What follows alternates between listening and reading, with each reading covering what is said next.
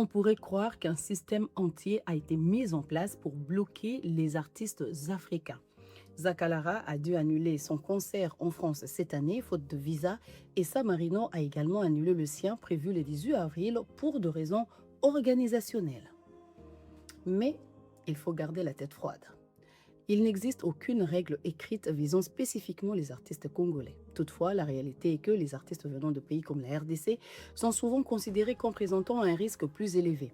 Par conséquent, leurs dossiers sont examinés de manière plus stricte et les exigences sont plus élevées. Ils doivent fournir davantage de preuves, présenter un dossier plus solide que la moyenne et s'appuyer sur un organisateur très fiable en Europe.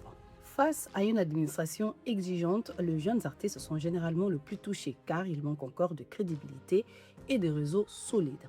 Un refus de visa ou une annulation de concert peut alors donner une impression de manque de sérieux et nuire à leur image, même si leurs raisons sont avant tout administratives. C'est pourquoi il est essentiel de construire d'abord une base solide en Afrique.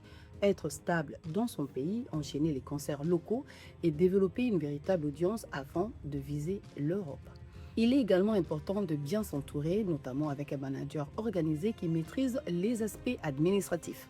Par ailleurs, il est préférable de commencer modestement en Europe, showcase, première partie, petite tournée, travailler avec des producteurs européens ou participer à des festivals officiels peut aussi faire la différence. Enfin, la préparation des dossiers doit se faire en amont et la communication doit être maîtrisée. Il est toujours plus prudent d'attendre l'obtention du visa et la sécurisation complète du projet avant d'annoncer un concert, afin d'éviter d'entacher son image en cas d'annulation.